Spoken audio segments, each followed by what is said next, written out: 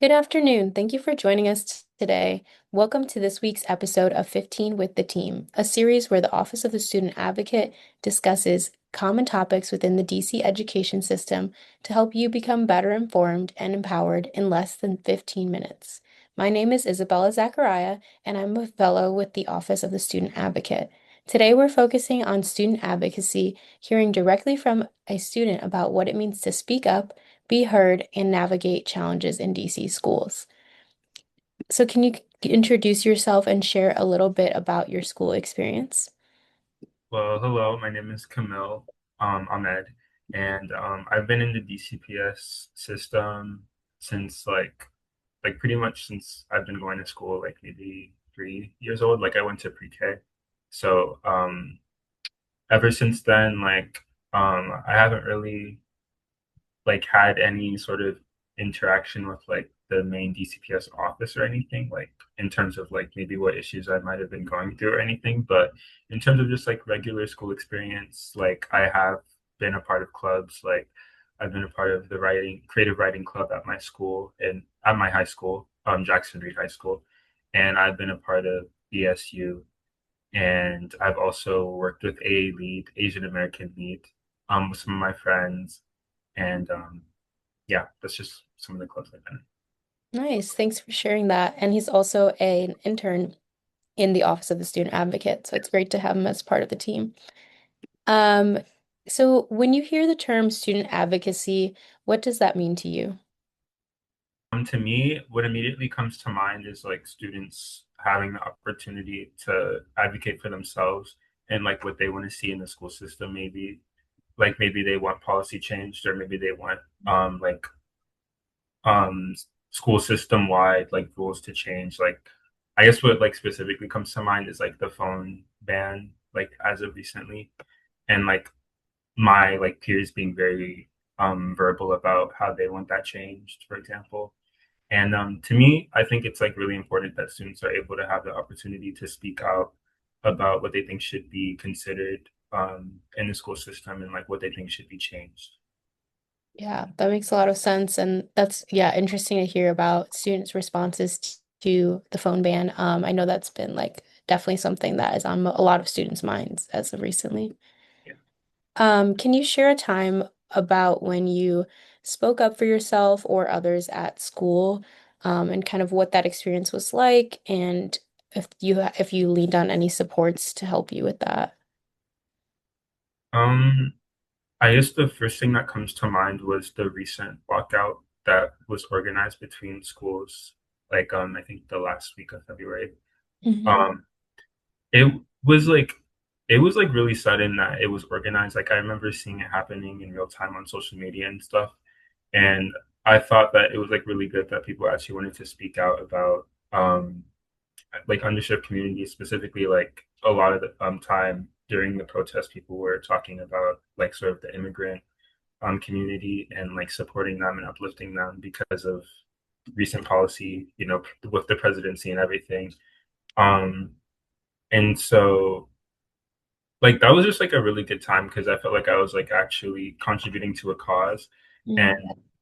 I think it was also interesting because the way that my school person, I can only speak for my school, but my school was kind of like willing to like let students walk out more so. Like they were actually like, I mean, they were giving like guidelines for like how they wanted us to go about doing it, but they were like actually like somewhat supportive, like maybe not like outright, but like, they were like letting us like exercise our rights to like, free will, freedom of speech. Hmm.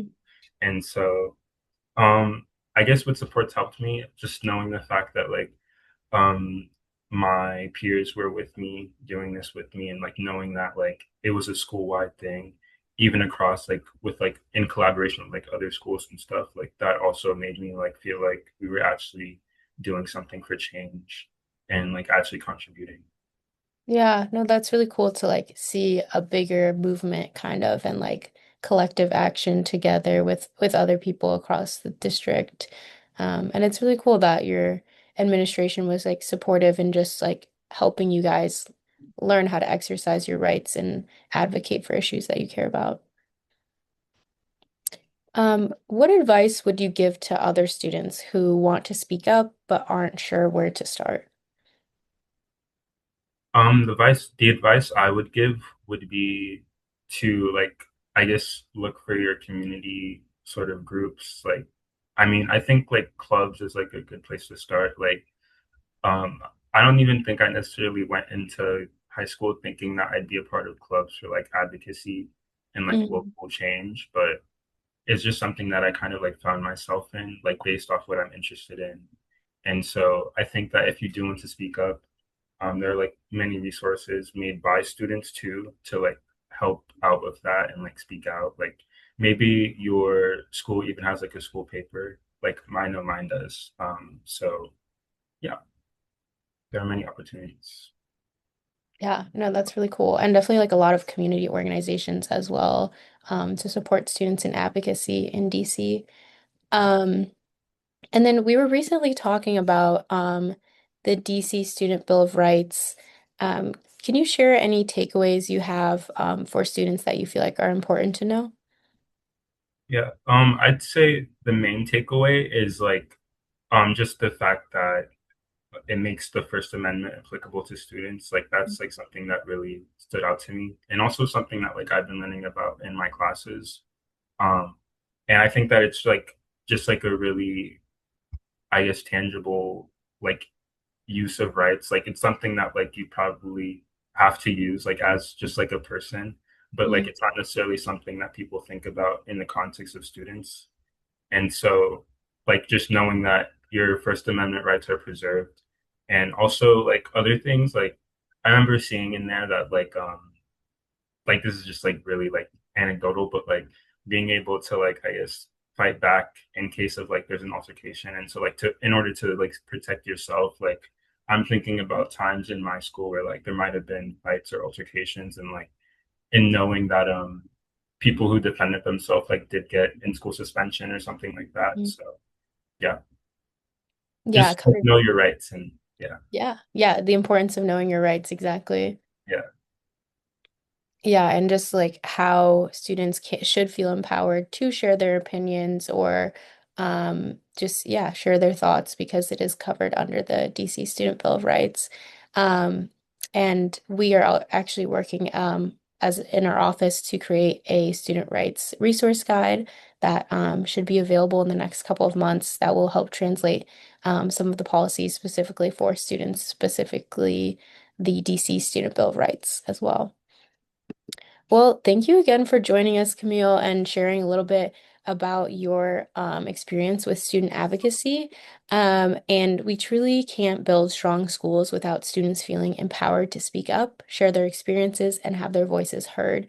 At the Office of the Student Advocate, our role is to support this work by helping elevate concerns, connect families and students to resources, and ensure student voices are part of the conversation.